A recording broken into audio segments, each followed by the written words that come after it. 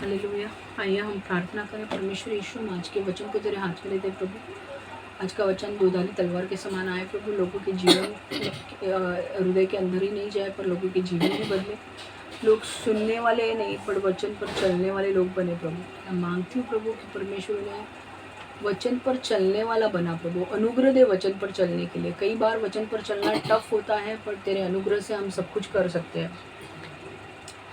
मैं मांगती हूँ प्रभु आज के वचन को लेने के लिए प्रभु मुझे क्लैरिटी दे। मेरे जीभ के ऊपर तू नियंत्रण ले। पवित्र आत्मा मेरे द्वारा जो तू चाहता है वही मेरे मुंह से निकलने दे प्रभु। मेरी इच्छा नहीं, तेरी इच्छा पूरी होने दे प्रभु।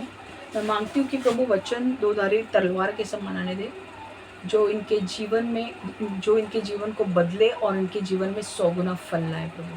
शैतान इस वचन को छुरा ना पाए और हर एक व्यक्ति जो ये वचन सुन रहा है उनके जीवन में 100 गुना फल लगे प्रभु। यीशु के नाम से मैं प्रार्थना करती हूँ। आमेन, आमेन, आमेन। आज का जो हमारा टॉपिक है वो है कि क्या होता है जब एक साधारण व्यक्ति की आप मदद करते हो।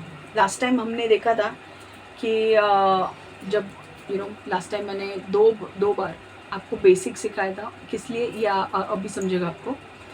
बट हमने एक ये लिया था कि जब आप भविष्यवक्ता की मदद करते हो तो आपको भविष्यवक्ता का पुरस्कार दिया जाता है। जब धर्मी व्यक्ति की मदद करते हो तो धर्मी व्यक्ति का पुरस्कार दिया जाता है। धर्मी व्यक्ति का पुरस्कार जो है उसके बारे में हम अगले हफ्ते जानने वाले हैं कि धर्मी व्यक्ति को जब आप मदद करते हो तो उसका पुरस्कार आपको क्या मिलता है। पर जब आप ऐसे व्यक्ति की मदद करते हो जिसका नामो निशान नहीं है, जो कोई भी फेमस नहीं है या कोई भी जो एक साधारण व्यक्ति है, और जब उसकी आप मदद करते हो तो आत्मिक स्तर में क्या होता है कई बार आप ऐसे लोगों से मिलोगे जो बहुत साधारण है और आपसे मदद मांगते हैं। मैं ये नहीं बोल रही हूँ कि आप सबकी मदद करो, आपका डिसर्नमेंट यूज़ करो। मैंने इसके ऊपर एक वचन भी लिया है कि अपनी बुद्धि का इस्तेमाल करके आप मदद करो। पर जब आप एक रियल व्यक्ति की मदद करते हो, जो सच में ज़रूरतमंद व्यक्ति की जब आप मदद करते हो तो आत्मिक स्तर में आत्मिक स्तर में बहुत कुछ चीज़ें बदलती है। और वही चीज़ मुझे आपको बतानी है कि आत्मिक स्तर में क्या होता है। आपको ऐसा लगता है कि आपकी मदद कोई देख नहीं रहा है, आप जो किसी की मदद कर रहे हो या आप किसी के लिए कुछ कर रहे हो कोई देख नहीं रहा है, ऐसे नहीं होता है। हेवन, स्वर्गदूत सारी चीज़ें देख रहे हैं। परमेश्वर सारी चीज़ें देख रहा है। और ये सिर्फ क्रिस्ती लोगों के लिए नहीं है, ये कोई भी जाति का व्यक्ति अगर प्रार्थना कर रहा है और दान धर्म कर रहा है तो परमेश्वर के नज़र में वो दान धर्म और उसकी भक्ति आ सकती है। और इसका प्रूफ मैं आज एक स्टोरी बोल के आपको दिखाने वाली हूँ, ठीक है। तो पॉइंट आज का क्या है, देखो, क्या आप लिख के लो, क्या होता है जब आप एक साधारण व्यक्ति की मदद करते हो। What happens when you help a normal man or a woman? When you help a normal person? What happens when you help a normal person? क्या होता है जब आप एक साधारण व्यक्ति की मदद करते हो? काय होतं जेव्हा तुम्ही एका साधारण व्यक्तीची मदत करता? काय होतं जेव्हा तुम्ही एक साधारण व्यक्तीची मदत करता?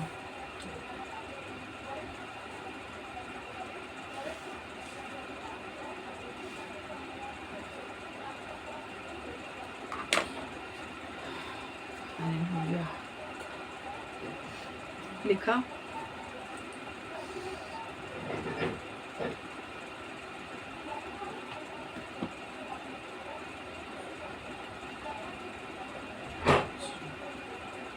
काय होतं जेव्हा तुम्ही एका साधारण व्यक्तीची मदत करता? क्योंकि कुछ लोगों को क्या लगता है कि प्रॉफिट की मदद करेंगे तो प्रॉफिट का रिवॉर्ड मिलता है। कुछ लोगों को लगता है कि अगर धर्मी व्यक्ति का मदद करेंगे तो धर्मी व्यक्ति का अवार्ड मिलेगा।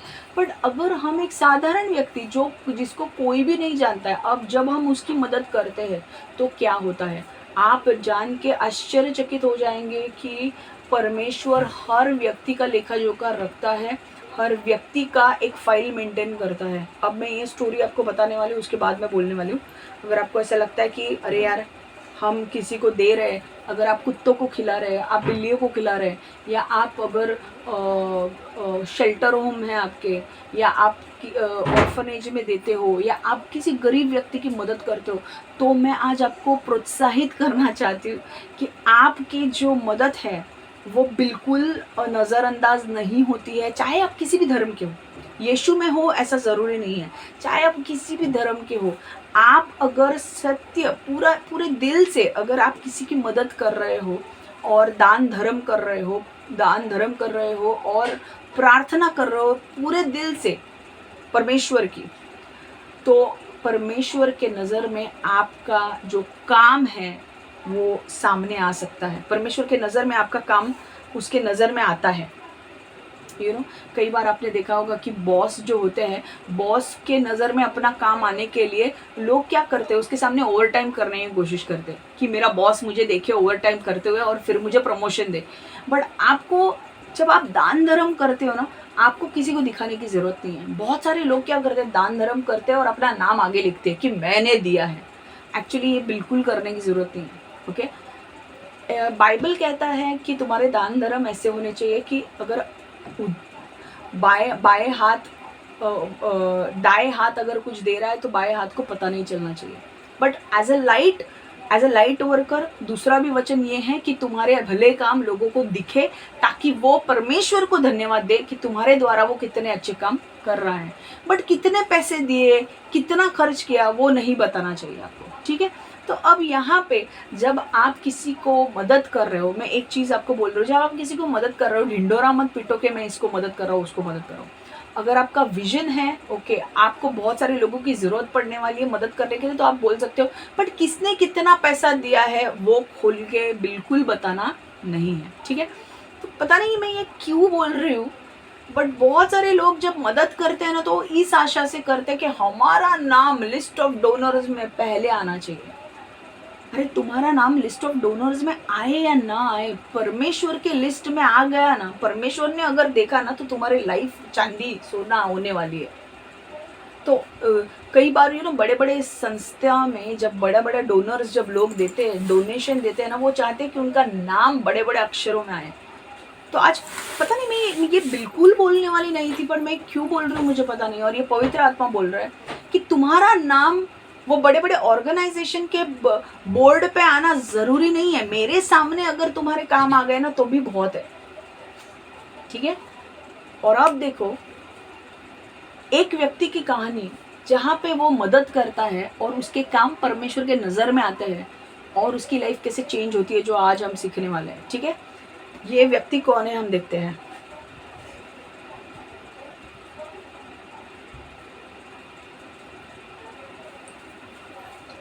प्रेरितों के काम, हम प्रेरितों के काम देखने वाले हैं। एक्ट्स 10:1-47 हम पढ़ने वाले। मैं हिंदी में बताने वाली हूँ इसका अर्थ, फिर हम इंग्लिश में पढ़ेंगे, बट मराठी में आज नहीं पढ़ने वाले क्योंकि वो बहुत बड़ा हो जाएगा। 47 वर्सेस है, मैं हिंदी में समझाने वाली हूँ। प्रेरितों के काम 10:1-47 मराठीत काय ते? प्रेषितांचे कृत्य 1-47. किती नंबर? 147. प्रेरितांचे काम, प्रेषितांचे कृत्य 10वा अध्याय 1-47. कैसरिया में कॉर्नेलियस नाम का एक मनुष्य था जो इतालियानी नाम पलटन का सूबेदार था। ओके, कैसरिया करके एक जगह है जो इजराइल में थी, और वहाँ पे कॉर्नेलियस नाम का एक व्यक्ति था। वो इतालियाना नाम पलटन का सूबेदार था, मतलब एक पलटन, मतलब he was a commander, military officer था वो, और उसके अंदर कम से कम 5000 लोग थे।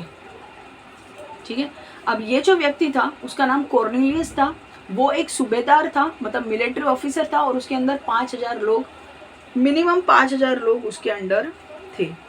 ठीक है, वो भक्त था और अपने सारे घराने समेत परमेश्वर से डरता था। एक्चुअली ये जो व्यक्ति था कॉर्नेलियस, स्कॉलर्स कहते हैं कि वो रोमियो था, रोमन व्यक्ति था। ओके, कॉर्नेलियस जो था वो रोमन व्यक्ति था और इसीलिए देवी देवताओं को वो मानता था। ओके, बट उसने क्या किया, वो काफ़ी आध्यात्मिक भी था, उसका नेचर आध्यात्मिक था, स्पिरिचुअल था, इसलिए उसने अपने आप को कन्वर्ट किया। ओके, और वो यहूदी बन गया। तो रोमी व्यक्ति से वो यहूदी बन गया। और अब वो क्या क्या काम करता था वो देखो, मैंने क्या कहा, वापस से रिपीट कर रही हूँ। कॉर्नेलियस नाम का एक व्यक्ति था जो एक मिलिट्री ऑफिसर था, उसके अंडर 5000 लोग थे, जो रोमी व्यक्ति था, रोमन नगर का व्यक्ति था, और वो देवी देवताओं को मानता था। पर बाद में उसका मन बदल गया और वो उसने यहूदी धर्म स्वीकार किया और वो यहूदी धर्म को मानने लगा। अब लास्ट टाइम मैंने कहा था आपको कि मुस्लिम लोग यीशु को कैसे देखते हैं, नबी के रूप में देखते हैं। वो मुस्लिम लोग यीशु को नबी के रूप में देखते हैं, वो पिता का पुत्र परमेश्वर के रूप में उसे नहीं देखते। वैसे ही यहूदी लोग भी यीशु को कैसे देखते हैं, यीशु को नबी के रूप में देखते हैं, टीचर के रूप में देखते हैं, भविष्यवक्ता के रूप में देखते हैं। वो यहूदी लोग सिर्फ मानते हैं कि परमेश्वर एक ही है, यहोवा ही परमेश्वर है। मैंने आपको कहा था यहूदी लोग किसको मानते हैं, यहोवा को। यहूदी लोग ना पवित्र आत्मा को मानते हैं ना यीशु को मानते हैं। वो यीशु को मानते हैं, वो ये मानते हैं कि हमारे देश में यीशु नबी आके गया, बट वो ये नहीं मानते हैं कि यीशु परमेश्वर का पुत्र है। ठीक है, तो अब बात सुनो, अब ये कौन बन गया है, कॉर्नेलियस यहूदी बन गया है। ठीक है, और अब यहूदी बनकर वो क्या कर रहा था देखो, अब यहूदी बन गया मतलब वो किसको मानता है, यीशु को मानता है क्या, बिल्कुल नहीं मानता है। यहूदी बन गया मतलब वो सिर्फ यहोवा पिता को मानता है, पिता को मानता है, पुत्र को, यीशु को और पवित्र आत्मा को नहीं मानता है। ये इसीलिए मैंने 2 लेक्चर्स पहले लिए ताकि आपको ये समझ में आए।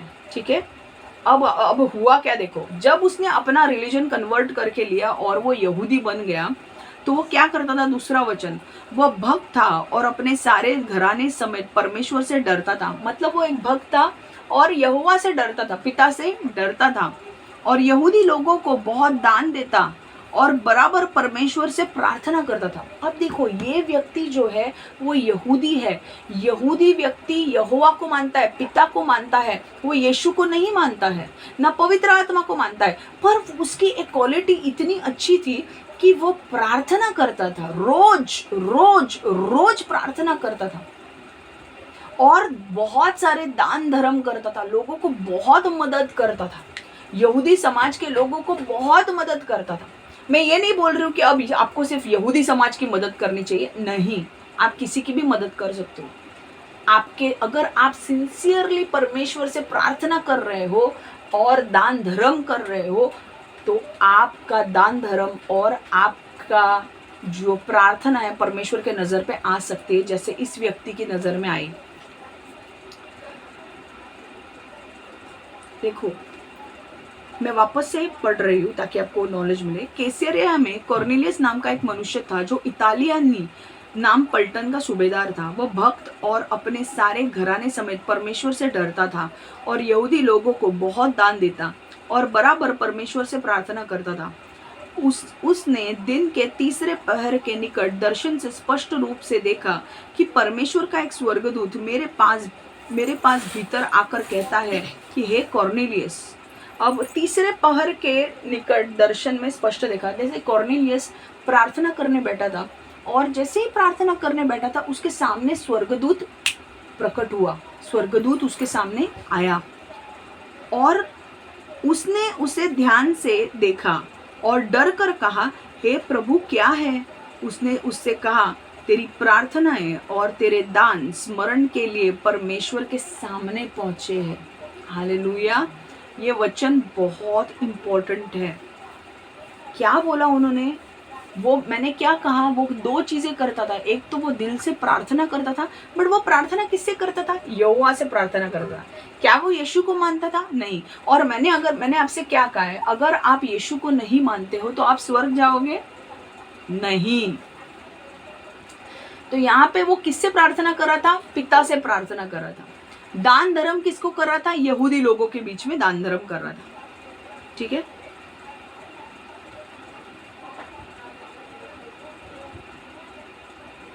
ओके। अब एक दिन जैसे वो प्रार्थना करने बैठा तो स्वर्गदूत वहां पे आया और उसने कॉर्नेलियस ने स्वर्गदूत से कहा कि प्रभु क्या है? मतलब वो डर गया क्योंकि उसने कभी स्वर्गदूत को देखा नहीं था। तो स्वर्गदूत ने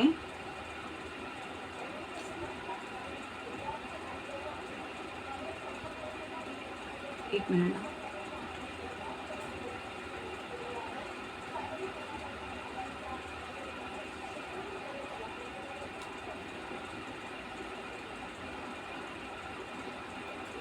उसने दिन के तीसरे पहर के निकट दर्शन में स्पष्ट रूप से देखा कि परमेश्वर का एक स्वर्गदूत मेरे पास भीतर आकर कहता है कि हे कॉर्नेलियस। उसने उसे ध्यान से देखा और डर कर कहा, हे प्रभु क्या है? उसने उससे कहा, तेरी प्रार्थना और तेरा दान स्मरण के लिए परमेश्वर के सामने पहुंचे हैं। मतलब परमेश्वर ने तेरे दान धर्म को देखा है और तेरी प्रार्थनाओं को सुना है। हालेलुया। और परमेश्वर, मैंने कहा यीशु में, सच्चा परमेश्वर कौन है? यीशु। और क्रिस्ती लोग सच्चे परमेश्वर को मानते हैं। सच्चे परमेश्वर में कितने लोग आते हैं? कितने हैं? पिता, पुत्र और पवित्र आत्मा। तो किसके सामने दान धर्म आ रहा था? पिता, पुत्र और पवित्र आत्मा। क्या कॉर्नेलियस पुत्र को जानता था? यीशु को जानता था? नहीं। पवित्र आत्मा को जानता था? नहीं। वो सिर्फ यहोवा की प्रार्थना करता था। पर उसके दान धर्म किसके सामने आए? पिता, पुत्र, पवित्र आत्मा, सच्चे परमेश्वर के सामने उसका दान धर्म आया और उसकी प्रार्थना भी आई। और परमेश्वर को इतना अच्छा लगा उसके दान धर्म और उसकी प्रार्थनाएं कि परमेश्वर ने बोला कि मुझे उसके लिए कुछ करना है। अब देखो, और जब याफा में मनुष्य भेजकर तेरी प्रार्थनाएं, तेरे दान स्मरण के लिए परमेश्वर के सामने पहुंचे हैं। अब याफा में मनुष्य भेजकर शिमोन को, जो पतरस कहलाता है, बुलवा ले। अब स्वर्गदूत ने उसे काम दिया। उसे कहा कि यहाँ पे एक शिमोन करके, पतरस करके एक व्यक्ति रहता है। वो याफा में रहता है। याफा एक जगह है जहाँ पे कॉर्नेलियस कैसरिया जगह में रहता था। उससे थोड़ा दूर याफा है और याफा में पतरस वहाँ पे आया था। यीशु का जो चेला है पतरस, वो वहाँ पे आया था। और स्वर्गदूत कहता है कि तेरे लोगों को भेज कॉर्नेलियस और पतरस को बुलवा ले तेरे घर पे। वो शिमोन चमड़े का धंधा करने वाले के यहाँ पहुन है, जिसका घर समुद्र के किनारे है। तो पतरस किसके घर में रह रहा था? शिमोन के। और शिमोन किसका बिजनेस करता था? चमड़े का बिजनेस करता था। तो पतरस किसके घर में रहने को आया था? शिमोन के घर में रहने को आया था। कुछ काम था उसका वहां पे। और उसका घर कहाँ पे था? समुद्र के किनारे। जब वह स्वर्गदूत जिसने उससे बातें की थी चला गया तो उसने दो सेवक और जो उसके पास उपस्थित रहा करते थे उनमें से एक भक्त सिपाही को बुलाया। अब क्या हुआ? कॉर्नेलियस ने, स्वर्गदूत जैसे चला गया, उसने अपने दो सिपाही जो उसके यहाँ पे काम करते थे उनको बुलाया और उन्हें सब बातें बताकर याफा को भेजा। उनको सब बातें बताई और बोला कि तुम याफा जाओ और पतरस को लेकर आओ। दूसरे दिन जब वह चलते चलते नगर के पास पहुंचे तो दोपहर के निकट पतरस कोठे पर प्रार्थना करने चढ़ा। अब ये लोग वहां से निकल चुके हैं कॉर्नेलियस के घर से और ये लोग चलते चलते चलते याफा के यहाँ पे पहुंच ही रहे हैं। बट दोपहर का समय था। दोपहर का समय था और पतरस ऊपर गया और वहां पे थोड़ा एक टेरेस जैसी चीज थी, वहां पे बैठकर प्रार्थना करने लगा। अब सुनो, और उसे भूख लगी। किससे भूख लगी? पतरस को। और उसे भूख लगी और कुछ खाना चाहता था। दूसरे दिन जब वे चलते चलते नगर के पास पहुंचे तो दोपहर के निकट पतरस कोठे पर प्रार्थना करने चढ़ा और उसे भूख लगी और कुछ खाना चाहता था। परंतु जब वे तैयार कर रहे थे तो वह बेसुध हो गया। अब क्या हुआ? जब पतरस ऊपर गया प्रार्थना करने के लिए दोपहर के 2 बजे, उसे बहुत भूख लगी थी पर नीचे खाना बन रहा था। खाना बनते बनते बनते क्या हुआ ना, पतरस को ना, मतलब ट्रांस में चला गया। पतरस अपने नींद में चला गया एकदम। पतरस को नींद आने लगी, बेशुद्ध हो गया वो। ठीक है, और उसने देखा कि आकाश खुल गया और एक पात्र बड़ी चादर के समान चारों कोने से लटकता हुआ पृथ्वी की ओर उतर रहा है। उसने देखा वो बेशुद्ध हो गया। कभी कभी होता है ना, हम लोग ट्रांस में चले जाते हैं या नींद में चले जाते हैं और हमें कुछ दिखता है, वैसे उसे दिखा कि एक चादर है, उस चादर नीचे आ रही है, स्वर्ग से नीचे आ रही है, जिसमें पृथ्वी के सब प्रकार के चौपाए और रेंगने वाले जंतु और आकाश के पक्षी थे। अब वो चादर, उसने क्या देखा, एक चादर है और चादर पे अलग अलग प्रकार के जानवर थे। मतलब चारपाई पे चौपाई, देखो, जिसमें पृथ्वी के सब प्रकार के चौपाई मतलब 4 पैर पे चलने वाले जानवर, रेंगने वाले जंतु थे और आकाश के पक्षी थे। मतलब 4 पैर पे चलने वाले जानवर, रेंगने वाले जंतु और आकाश के पक्षी थे। और उसे एक ऐसा शब्द सुनाई दिया कि हे पतरस, उठ, मार के खा। और जब उसने वो चादर को देखा, उसके जानवर, रेंगने वाले जंतु और पंछियों को देखा, तो उसे एक शब्द सुनाई दिया कि इनको मार और खा। परंतु पतरस ने कहा, नहीं प्रभु, कदापि नहीं, क्योंकि मैंने कभी कोई अपवित्र या अशुद्ध वस्तु नहीं खाई है। पतरस ने बोला, ये जो जानवर है, ये रेंगने वाले जंतु है, पंछी है, ये सब अशुद्ध है, ये मैंने कभी खाया नहीं है, मैं नहीं खा सकता। 15वां वचन, फिर दूसरी बार उसे शब्द सुनाई दिया कि जो कुछ परमेश्वर ने शुद्ध ठहराया है उसे तू अशुद्ध मत कर। दूसरी बार परमेश्वर ने, जैसे उसने कहा कि परमेश्वर, मैं इस गंदी चीजों को मार के खाने वाला नहीं हूँ, इस जानवरों को, पंछियों को और रेंगने वाले जंतु को मैं मार के खाने वाला नहीं हूँ। तो परमेश्वर ने उसे कहा कि मैंने जिसको शुद्ध किया है, जिसको मैंने शुद्ध बोला है, तू उसे अशुद्ध मत कह।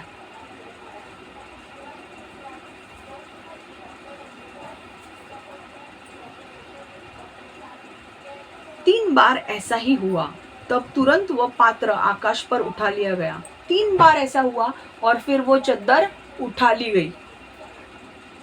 17वां वचन, जब पतरस अपने मन में दुविधा कर रहा था कि यह दर्शन जो मैंने देखा क्या है, तो देखो, वे मनुष्य जिन्हें कोर्नेलियस ने भेजा था, शिमोन के घर का पता लगाकर डेवढ़ी पर आ खड़े हुए। अब पतरस बोल रहा था कि ये पिता परमेश्वर, ये जो तूने मुझे दृष्टांत दिखाया, जो विजन दिखाया, इसका मतलब क्या है? तूने मुझे क्यों ये जानवरों का ये दिखाया? तूने मुझे क्यों चद्दर दिखाई, उसके ऊपर जानवर दिखाए, जंतु दिखाए, पक्षी दिखाए, और मुझे उनको बोला खा, मार के खा। और मैंने बोला, जब मैंने उनसे कहा कि ये अशुद्ध है, तो तूने मुझे डांटा क्यों? इसका क्या मतलब है? कि हर प्रकटीकरण समझना जरूरी था, क्योंकि परमेश्वर अगर कुछ दिखा रहा है तो उसका मतलब भी समझना जरूरी है। और पतरस ने उसे कहा कि, परमेश्वर ने उसे कहा कि जिसको मैंने शुद्ध किया है तो उसे अशुद्ध मत कह। तो पतरस को इसका मीनिंग समझ में नहीं आ रहा था। और अब क्या हुआ, अब समझो क्या हुआ। कोर्नेलियस के घर से जो लोग निकले थे, जो 2 सिपाही निकले थे, वो सिपाही कहाँ आ गए? शिमोन के घर के नीचे आ गए। अब वो उसे ढूंढ रहे थे। शिमोन के घर पे आने के बाद वो शिमोन से पूछने लगे कि भाई पतरस कहाँ है? तो उसने बोला पतरस ऊपर है। अब पतरस को नीचे बुलाया। देखो अब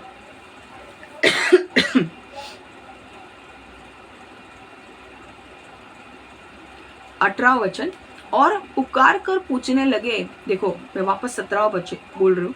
जब पतरस अपने मन में दुविधा कर रहा था कि यह दर्शन जो मैंने देखा क्या है, तो देखो वो मनुष्य जिन्हें कोर्नेलियस ने भेजा था, शिमोन के घर का पता लगाकर डेवढ़ी पर आ खड़े हुए और पुकार कर पूछने लगे, क्या शिमोन जो पतरस कहलाता है यही पहुन है?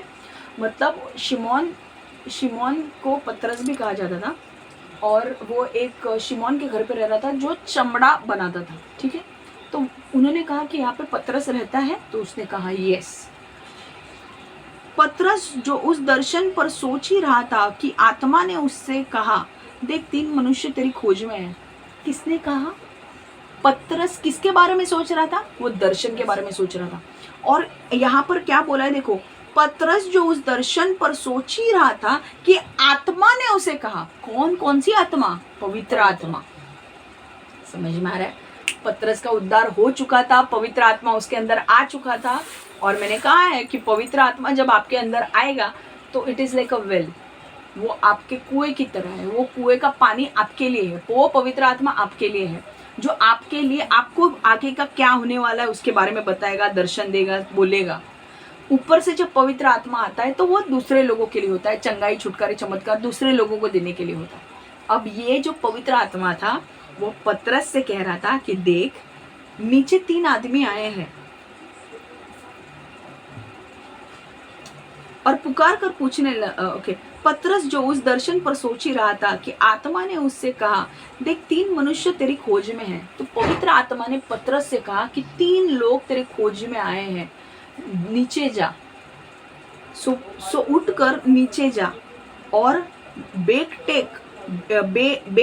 टके उनके साथ हो ले, क्योंकि मैंने ही उन्हें भेजा है। तो पवित्र आत्मा ने क्या कहा उसको कि पतरस, 3 लोग तुझे ढूंढते हुए नीचे आए हैं, उनके साथ तू चले जा और बिना रोक टोक, मतलब बिना संदेह किए उनके साथ चले जा। अभी ये क्यों बोला है मैं बता रही हूँ, ठीक है?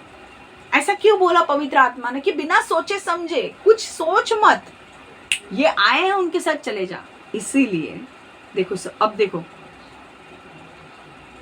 जो सो उठकर नीचे जा और बेखटेक उनके साथ हो ले, क्योंकि मैंने ही उन्हें भेजा है। अब ये लोग जो थे ना, अब सुनो बात मेरी, ये लोग जो थे, जो आए थे, वो लोग कौन थे? ये लोग कॉर्नेलियस जो था वो यहूदी था, बट ये जो लोग आए थे तो यहूदी लोगों के घर पे, मतलब क्रिस्ती लोग यूनानी लोगों के घर पे, मतलब एक्चुअली बोल सकते हैं कि देखो, यहूदी लोग यूनानी लोगों के घर पे नहीं जाते। और यूनानी लोग कौन है? जो देवी देवताओं को मानते हैं, ठीक है? अब यहाँ पे एक कैच है जो आपको पकड़ना है, मैं आपको बता दूं। तब पतरस ने उतरकर उन मनुष्य से कहा, देखो जिसकी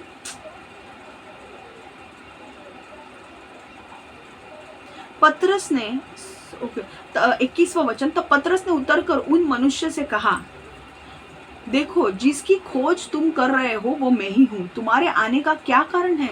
उन्होंने कहा, कॉर्नेलियस सूबेदार, जो धर्मी और परमेश्वर से डरने वाला और सारी यहूदी जाति में सुनामी मनुष्य है, उसने एक पवित्र स्वर्गदूत से यह चेतावनी पाई है कि तुझे अपने घर बुलवा कर तुझसे वचन सुने।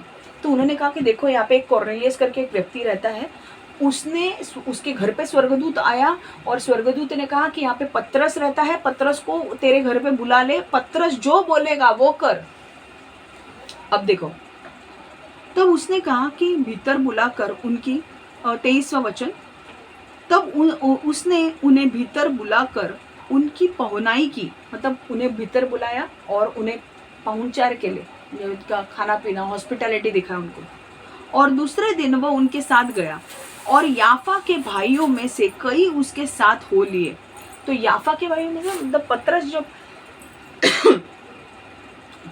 जो रह रहा था ना, तो वो काफ़ी सारे ऐसे लोगों के साथ रह रहा था जो यहूदी लोग हैं, बट वो कौन हो गए हैं? क्रिस्ती लोग बन गए हैं। ओके, एक चीज़ मुझे आपको बोलनी ज़रूरी है कि क्रिश्चियनिटी कोई रिलीजन नहीं है। परमेश्वर ने कभी भी अपना धर्म नहीं बोला है कि क्रिश्चियनिटी रिलीजन है, नहीं। अगर आप प्रेषितों के कार्य में, आप प्रेरितों के काम में देखोगे तो लोगों ने ये नाम दिया कि जो लोग क्रिस्त के पीछे चलते हैं उनका नाम क्या होगा? क्रिस्ती होंगे, उनको क्रिस्ती बुलाया जाएगा। तो क्रिश्चियनिटी कोई रिलीजन नहीं है, वो संबंध है पिता परमेश्वर के साथ। आजकल वो रिलीजन में डाला जाता है, वो एक्चुअली गलत है। Christianity is not a religion, it's a relationship with God. वो परमेश्वर के साथ आपका रिश्ता है, ठीक है? अब देखो, तो पतरस ने क्या किया? पतरस ने बोला, भाई दूर से आए हो, खाओ पियो, अपन नेक्स्ट दिन चलेंगे। उन्होंने कहा, ओके, 24वां वचन, दूसरे दिन वह कैसरिया में पहुंचे और कॉर्नेलियस अपने कुटुंबियों और प्रिय मित्रों को इकट्ठा करके उनकी बाट जो रहा था। तो कॉर्नेलियस के जो मित्र थे उनमें कई सारे जेंटाइल्स लोग भी थे। जेंटाइल्स मतलब यूनानी लोग, जो देवी देवताओं को मानने वाले लोग थे। ठीक है। जब पतरस भीतर आ रहा था, अब दूसरे दिन वह कैसरिया में पहुंचे और कॉर्नेलियस अपना कुटुंब को लेकर बैठा था और उसके दूसरे भी दोस्त थे जो शायद यूनानी थे। ओके, यूनानी लोग वो होते हैं जो सारे देवी देवताओं को मानते हैं। तो अपने दोस्तों को लेकर बैठा था कि भाई पतरस आने वाला है, हमें पतरस क्या बताएगा पता नहीं, तो सब लोग आ जाओ। जब पतरस भीतर आ ही रहा था तो कॉर्नेलियस ने उसे भेंट की और पाँव पड़ के प्रणाम किया। तो पतरस जैसे आया, कॉर्नेलियस पतरस के पाँव पड़े उसने, और पतरस को ये बात अच्छी नहीं लगी। परंतु पतरस ने उठाकर कहा, खड़ा हो, मैं भी तो मनुष्य हूँ। प्लीज ये बात ध्यान में रखो। परमेश्वर के जो लोग हैं, परमेश्वर के जो भक्त है, पास्टर्स है, जब वो तुम्हें मिलते हैं, भले वो कितने भी अनॉइंटेड होने दो, उनके पैर मत छू। समझ में आ रहा है? वो भी तुम्हारे जैसे मनुष्य है। परमेश्वर सिर्फ उनको इस्तेमाल कर रहा है, पर तुम्हें उनके पैर वैर नहीं पड़ने हैं। तुम्हें एक आदर किसको देना है? यीशु को आदर देना है। समझ में आ रहा है? आप पास्टर का आप हाथ मिला सकते हो पास्टर के साथ, पैर वैर नहीं पड़ना है। प्रेज द लॉर्ड बोल सकते हो। ओके, पास्टर के साथ प्रार्थना कर सकते हो। अगर आपको ऐसा लगता है कि नहीं मुझे कुछ करना है पास्टर के लिए, आप प्रार्थना कर सकते हो पास्टर के लिए, अगर पास्टर ने आपके लिए कुछ किया है तो। बट पैर वैर उनके नहीं पड़ने हैं। ठीक है।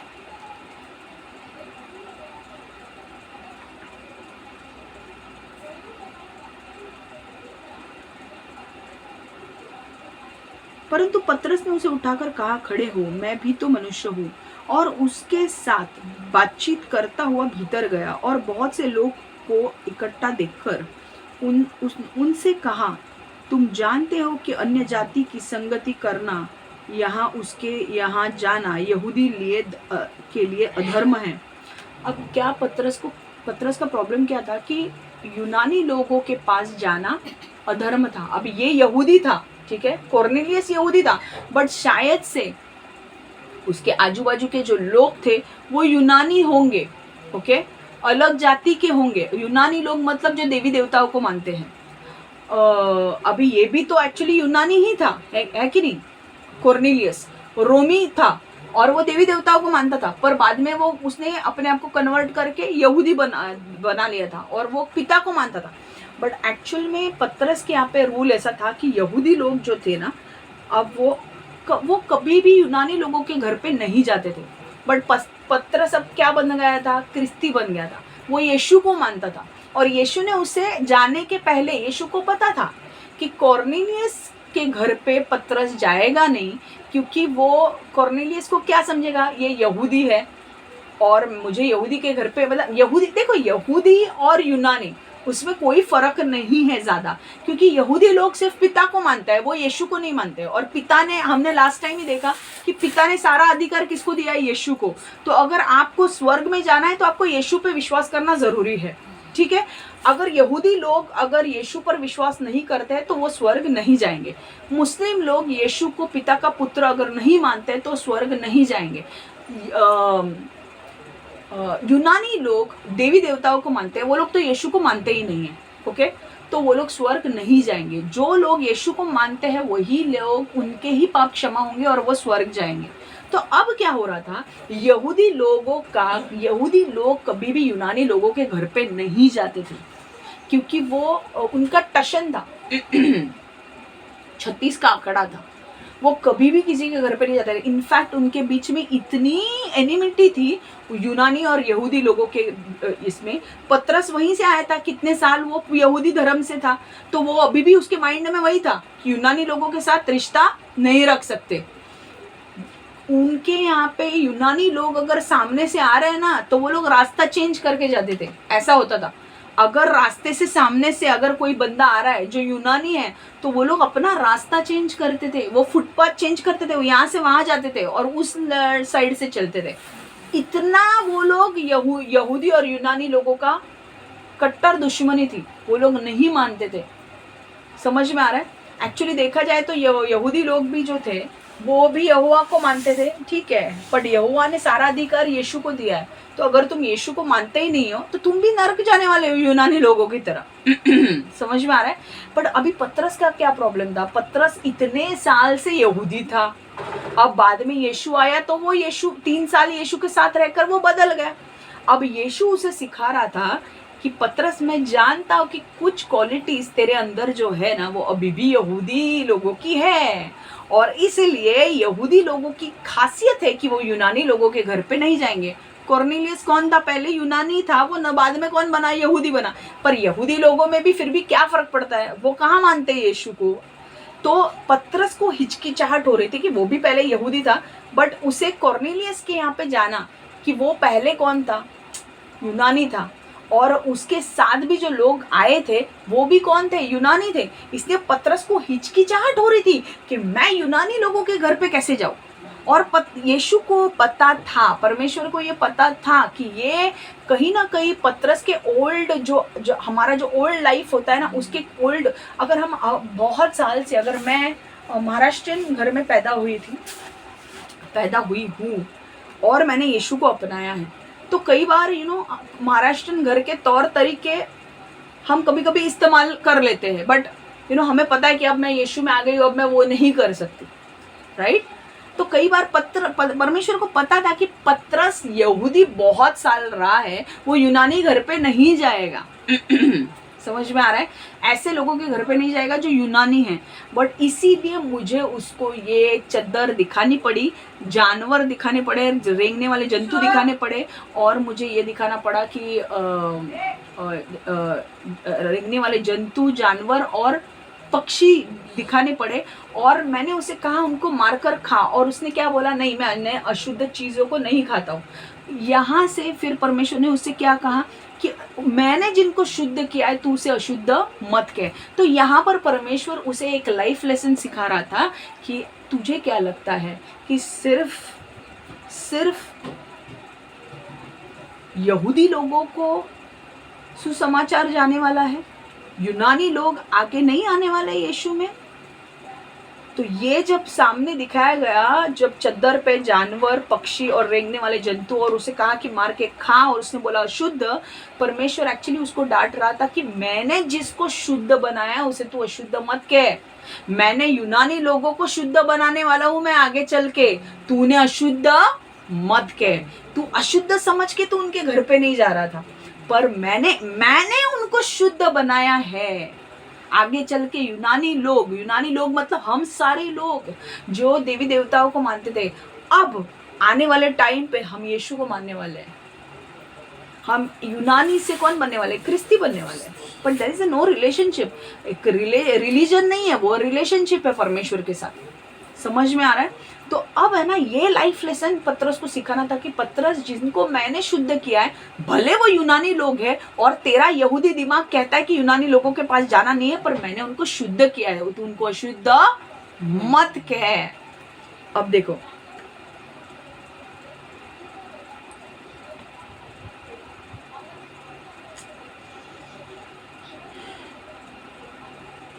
और उसके साथ बातचीत करता हुआ भीतर गया, और बहुत से लोगों को इकट्ठा देखकर उसने कहा कि तुम जानते हो कि अन्य जाति की संगति करना या उसके यहाँ जाना यहूदी के लिए अधर्म है, परंतु परमेश्वर ने मुझे बताया है कि किसी मनुष्य को अपवित्र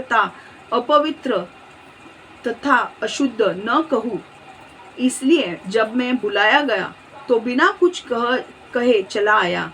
अब मैं पूछता हूँ कि मुझे किस काम के लिए बुलवाया गया है। समझ में आ रहा है। कॉर्नेलियस ने कहा कि इस घड़ी पूरे 4 दिन हुए कि मैं अपने घर में तीसरे पहर की प्रार्थना कर रहा था कि देखो, एक पुरुष चमकीला वस्त्र पहने हुए मेरे सामने आ खड़ा हुआ। कॉर्नेलियस ने कहा, मेरे सामने स्वर्गदूत आया और कहने लगा, कॉर्नेलियस, तेरी प्रार्थना सुन ली गई है और तेरे दान परमेश्वर के सामने स्मरण किए गए हैं। तो स्वर्गदूत ने क्या कहा, तेरे दान, पहले क्या कहा था, तेरे दान धर्म और तेरी प्रार्थना, 2 चीजें, तेरे दान और तेरी प्रार्थना परमेश्वर के नजर में आई है। चाहे आप कोई भी जाति के क्यों ना हो, अगर आप सच में परमेश्वर के दिल से परमेश्वर की प्रार्थना करते हो और दान धर्म करते हो, तो आपका बीज परमेश्वर के सामने बोलेगा।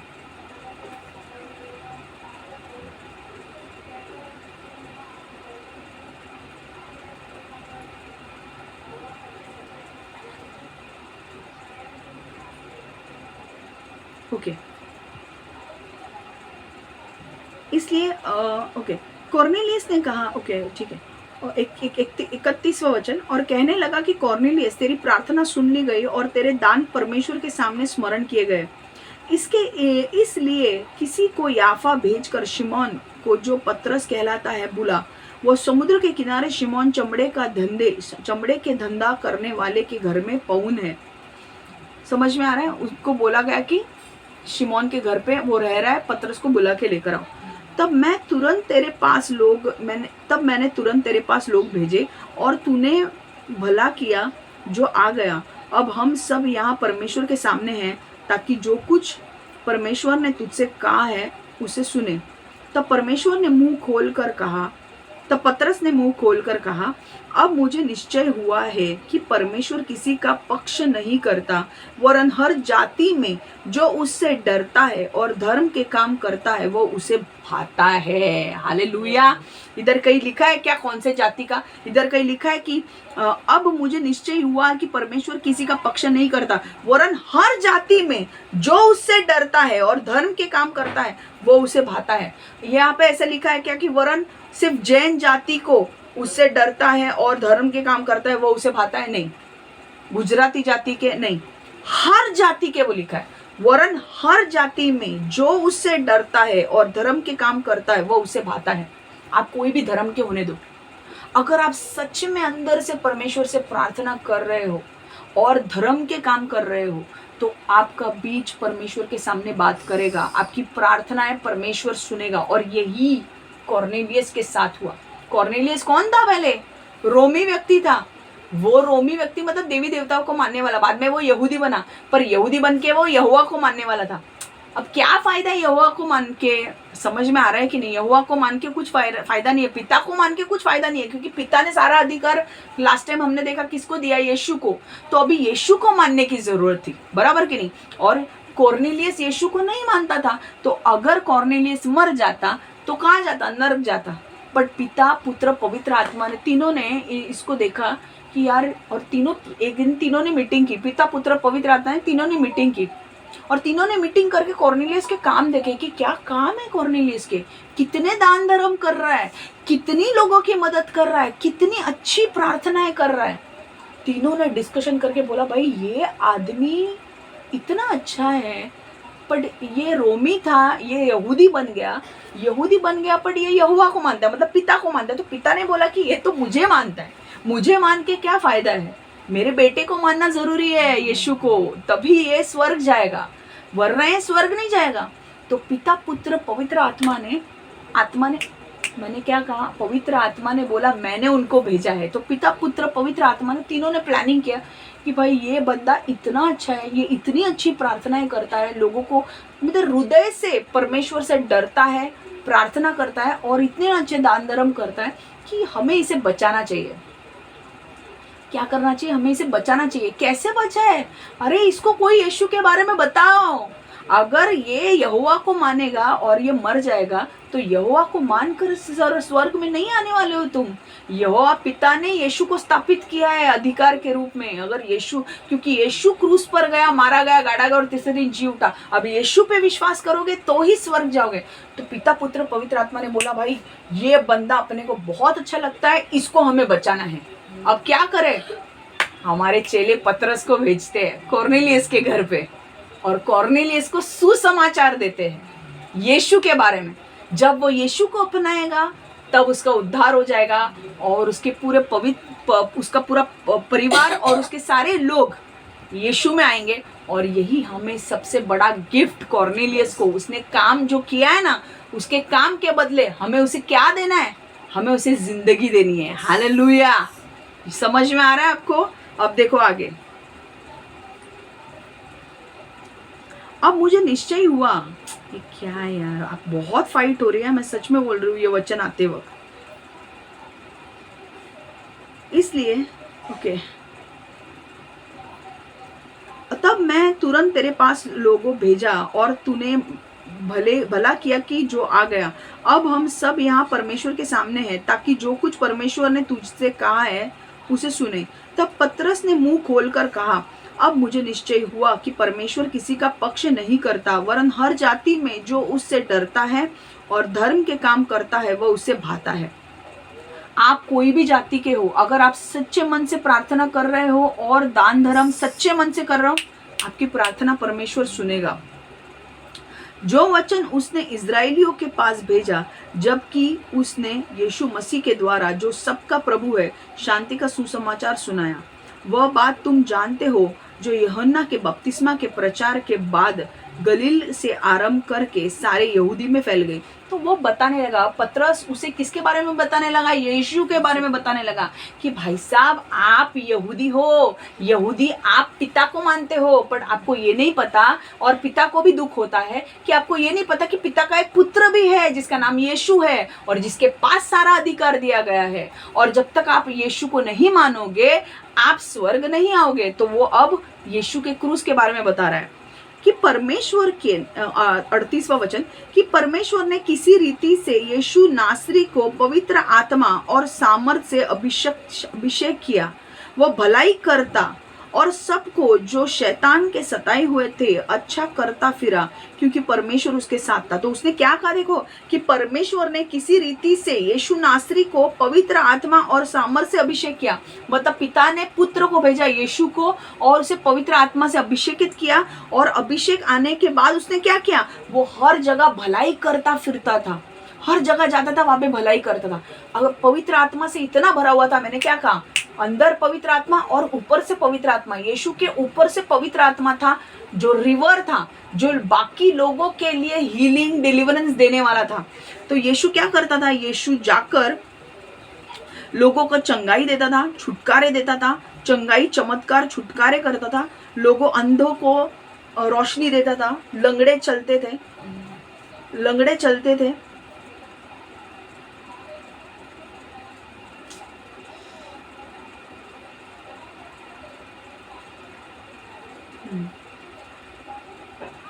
वह भलाई करता और सबको जो शैतान के सताए हुए थे अच्छा करता फिरता, डिलीवरेंस देता था, वो छुटकारा देता था, वो चंगाई करता था। जो अंधे लोग थे उनको क्या दिया? उन्होंने आंखें दी, लंगड़ों को चलने दिया, मुर्दों को जिंदा किया, अच्छा करता फिरा, क्योंकि परमेश्वर उसके साथ था, पिता उसके साथ था। तो यहाँ पे वो क्या कर रहा था? यहाँ पे वो ये बता रहा था कि भाई तुझे सिर्फ यहोवा को जानना जरूरी नहीं है, यहोवा का एक पुत्र भी है यीशु, उसको जानना जरूरी है। और यहोवा का पुत्र कौन है? यीशु। और यीशु को परमेश्वर ने भेजा और यीशु को पवित्र आत्मा का सामर्थ दिया, और यीशु बहुत भले काम करता था और हम उन सभी कामों के गवाह है। और उसने कहा कि देख, ये मैं ऐसे ही नहीं बोल रहा हूँ, मैं यीशु के साथ रहा हूँ। कौन बोल रहा है? पतरस, कि मैं यीशु के साथ रहा हूँ, मैं जानता हूँ उसने क्या किया, मेरे आंखों से मैंने देखा है लोगों को, लंगड़ों को चलते हुए, अंधों को रोशनी मिलते हुए, मुर्दों को जिंदा होते हुए। मैं ऐसे ही कुछ भी बकवास नहीं कर रहा हूँ, मैंने सच में होते हुए देखा है। और हम उन सब कामों के गवाह हैं जो उसने यहूदी के यहूदियों के देश और यरूशलेम में भी किए, और उन्होंने उसे काट पर लटका कर मार डाला। मैंने कहा ना कई बार, क्रूस को काट भी बोला जाता है। काट मतलब लाठी, काट पर लटका कर मार डाला। तो यहूदी लोगों ने क्या किया? यीशु को काट पर लटका कर मार डाला। पर यीशु का मेन काम था कि क्रूस पर जाना और सारे मनुष्य जाति के पापों का दंड अपने ऊपर लेना, मारा जाना, गाड़ा जाना और तीसरे दिन जी उठना। अब देखो, और हमने उस सब कामों के गवाह है जो उसने यहूदी के देश और यरूशलेम में भी किए, और उन्होंने उसे काट पर लटका कर मार डाला। उसको परमेश्वर ने तीसरे दिन जिलाया और प्रकट भी कर दिया है, सब लोगों को नहीं वरन उन गवाहों को जिन्हें परमेश्वर ने पहले से चुन लिया था, अर्थात हमको, जिन्होंने उसके मरे हुओं में से जी उठने के बाद उसके साथ खाया पिया। मतलब उसने कहा कि हम लोग भी, हमने भी उसके साथ टाइम बिताया है और हमने उसके साथ खाना पीना भी खाया है।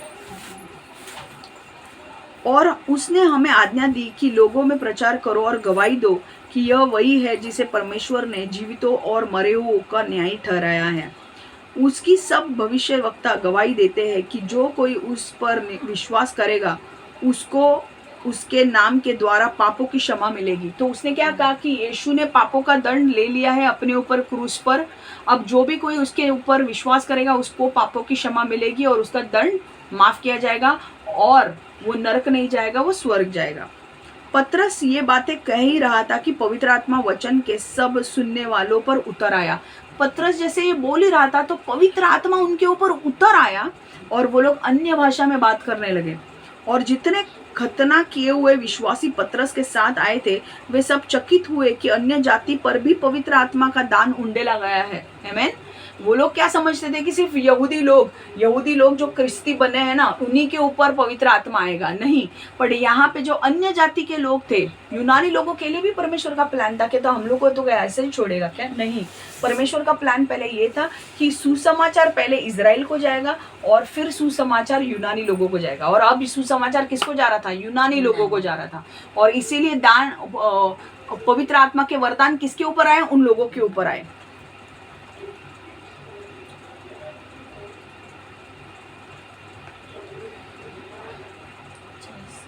इस पर पतरस ने कहा, क्या कोई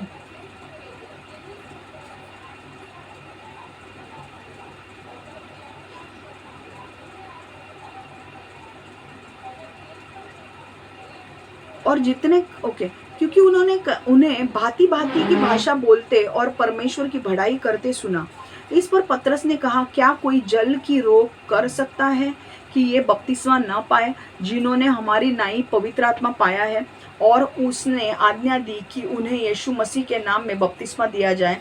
तब उन्होंने उससे विनती की, कुछ दिन हमारे साथ रहे। तो उसने क्या कहा पतरस को कि पतरस तू हमारे साथ रहे। और उनका क्या हुआ? बपतिस्मा पतरस ने कर दिया। उनके ऊपर पवित्र आत्मा आया, उन्होंने यीशु को ग्रहण किया और पतरस ने उनका बपतिस्मा भी कर दिया।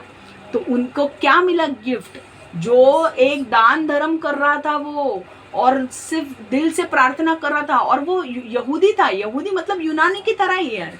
यहूदी लोग अगर यीशु को नहीं मानते तो वो नरक जाने वाले हैं, यूनानी लोग यीशु को नहीं मानते तो वो नरक जाने वाले हैं। बट ये यहूदी होकर उसके पास पतरस को पहुंचाया। क्यों? क्योंकि उसके दान धर्म परमेश्वर के नज़र में आ गए, उसके प्रार्थना यीशु के परमेश्वर के नज़र में आ गए। और पिता पुत्र पवित्र आत्मा ने बोला, भाई ये बंदा इतना अच्छा है कि हम इसको नरक नहीं जाने देंगे।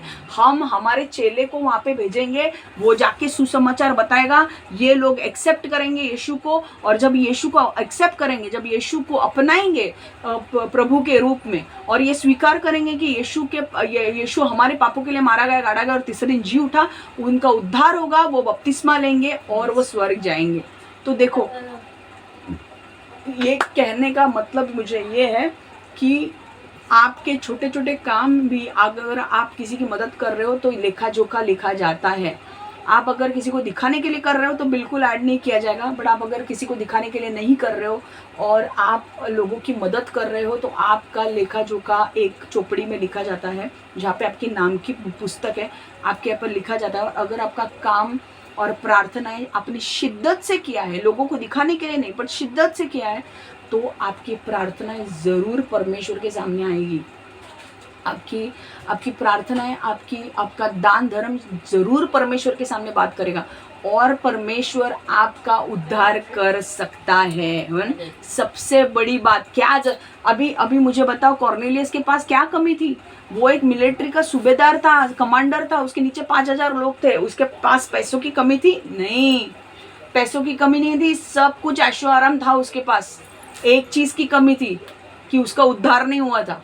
और परमेश्वर ने बोला, भाई इतने दान धर्म करता है, इतना अच्छा प्रार्थना करता है, ऐसे व्यक्ति को हम कैसे नरक में डालें? तो परमेश्वर ने अपने चेले को पतरस के पास भेजा।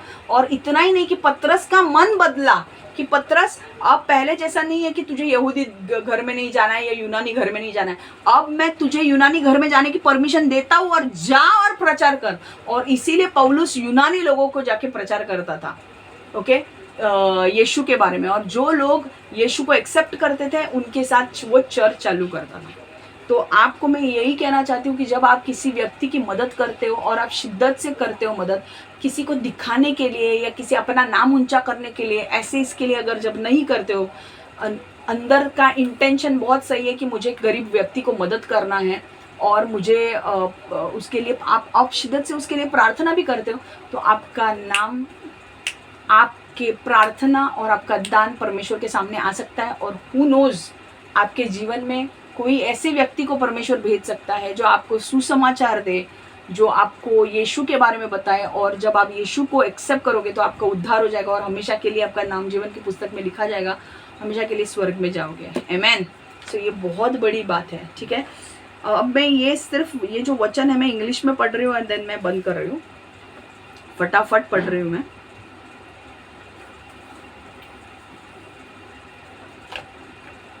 सो अभी कभी भी निराश मत हो जाओ, करते रहो, अपना दान धर्म करते रहो और दूसरों के लिए प्रार्थना भी करते रहो। देखो एक मुझे वचन बोलना है, रोमियो 6:23, क्योंकि पाप का मूल्य तो बस मृत्यु ही है, जबकि हमारे प्रभु यीशु मसीह में अनंत जीवन परमेश्वर का सेंट मेंट का वरदान है। हालेलुया। तो ये लोग क्या, कॉर्नेलियस कहाँ जाने वाला था? नर्क जाने वाला था। क्यों? क्योंकि वो सिर्फ यहोवा को मानता था, और परमेश्वर ने किसको अधिकार दिया है? यीशु को। जब तक यीशु को नहीं मानेगा तू स्वर्ग में, मुझे मानकर यीशु तू स्वर्ग नहीं आ सकता। तो इसीलिए उन्होंने प्लानिंग किया कि हम चेले को भेजेंगे, पतरस को, और यीशु के बारे में बोलेंगे, यीशु को ये ग्रहण करेगा और कहाँ आएगा? स्वर्ग। ठीक है। तो यीशु मसीह से हमें क्या मिलता है? अनंत जीवन। अब मैं इंग्लिश में पढ़ने वाली हूँ, लेट मी गो फास्ट। ओके, अब फास्ट जाके सिर्फ इंग्लिश में पढ़ने वाली हूँ क्योंकि बहुत सारे वचन हैं।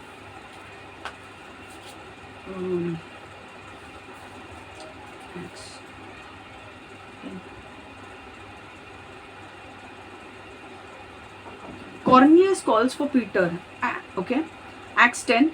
At Caesarea, there was a man named Cornelius, a centurion in what was known as the Italian regiment. He and all his family were devout and God-fearing. He gave generously to those in need and prayed to God regularly.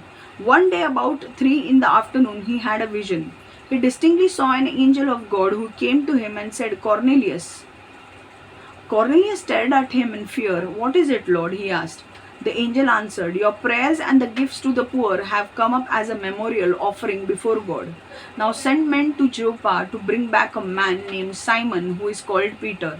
He is staying with Simon, the tanner whose house is by the sea. When the angel who spoke to him had gone, Cornelius called 2 of his servants and a devout soldier who was one of his attendants. He told them everything that had happened and sent them to Joppa. About noon following day, as they were on their journey and approaching the city, Peter went up on the roof to pray. He became hungry and wanted something to eat, and while the meal was being prepared, he fell into trance. He saw heaven opened and something like a large sheet being let down to earth by its 4 corners. It contained all kinds of four-footed animals, as well as reptiles and birds. Then a voice told him, Get up, Peter, kill and eat. Surely not, Lord, Peter replied. I have never eaten anything impure or unclean. The voice spoke to him the second time. Do not call anything impure that God has made clean. This happened 3 times, and immediately the sheet was taken back to heaven. While Peter was wondering about the meaning of the vision, the men sent by Cornelius found out where Simon's house was and stopped at the gate. They called out asking if Simon, who was known as Peter, was staying there. While Peter was still thinking about the vision, the Spirit said to him, Simon, 3 men are looking for you, so get up and go downstairs. Do not hesitate to go with them, for I have sent them. Peter went down and said to the men, I am the one you are looking for. Why have you come? The men replied, We have come from Cornelius, the centurion. He is a righteous and God-fearing man who is respected by all the Jewish people. A holy angel told him to ask you to come to his house so that he could hear what you have to say. Then Peter invited the men into the house to be his guest. Next day, Peter started out with them, and some of the believers from Joppa went along. The following day, he arrived in Caesarea. Cornelius was expecting them and had called together his relatives and close friends. As Peter entered the house, Cornelius met him and fell at his feet in reverence. But Peter made him get up, get up, stand up. He said, "I am only a man myself." While talking with him, Peter went inside and found a large gathering of people. He said to them, "You are well aware that it is against our law for a Jew to associate with or visit a Gentile. But God has shown me that I should not call anyone impure or unclean. So when I was sent for, I came without raising any objection. May I ask why you sent for me?" Cornelius answered, 3 days ago I was in my house praying at this hour at 3 in the afternoon. Suddenly a man in shining clothes stood before me and said, "Cornelius, God has heard your prayer and remembered your gifts to the poor. Send to Joppa for Simon, who is called Peter. He is a guest in the home of Simon, the tanner who lives by the sea." So I sent for you immediately, and it was good of you to come. Now we are all here in the presence of God to listen to everything the Lord has commanded you to tell us. Then Peter began to speak. I now realize how true it is that God does not show favoritism, but accepts from every nation one who fears Him and does what is right. You know the message God sent to the people of Israel, announcing the good news of peace through Jesus Christ, who is Lord of all. You know what has happened through the province of Judea, beginning in Galilee after the baptism that John preached. How God anointed Jesus of Nazareth with Holy Spirit and power, and how he went around doing good and healing all who were under the power of the devil, because God was with him. We are the witnesses of everything he did in the country of the Jews and in Jerusalem. They killed him by hanging him on a cross. But God raised him from the dead on the third day and caused him to be seen. He was not seen by all the people, but by the witnesses whom God had already chosen, by us who ate and drank with him after he rose from the dead. He commanded us to preach to the people and to testify that he is one whom God appointed as judge of living and dead. All the prophets testify about him that everyone who believes in him receives forgiveness of sins through his name. While Peter was still speaking these words, the Holy Spirit came on all who heard this message. The circumcised believers who had come with Peter were astonished that the gift of the Holy Spirit had been poured out even on Gentiles, for they heard them speaking in tongues and praising God. Then Peter said, "Surely no one can stand in the way of their being baptized with water. They have received the Holy Spirit just as we have." So he ordered that they be baptized in the name of Jesus Christ. Then they asked Peter to stay with them for a few days. Hallelujah. Amen. So यहाँ से हमें क्या सीखना है कि आप जब किसी साधारण व्यक्ति की मदद करते हो और दिल से प्रार्थना करते हो और परमेश्वर का भक्त हो आप और परमेश्वर से प्रार्थना करते हो और दान धर्म करते हो, आपके दान धर्म परमेश्वर के नज़र में आ सकते हैं और परमेश्वर आपको ब्लेसिंग दे सकता है, उद्धार के रूप में ब्लेस कर सकता है या और किसी चीज़ के रूप और किसी रूप में ब्लेस कर सकता है. आमेन. अगर आप क्रिस्ती हो और आप दान धर्म कर रहे हो और आपके आशीष परमेश्वर के सामने आते हैं तो परमेश्वर और किसी रूप से ब्लेस करेगा.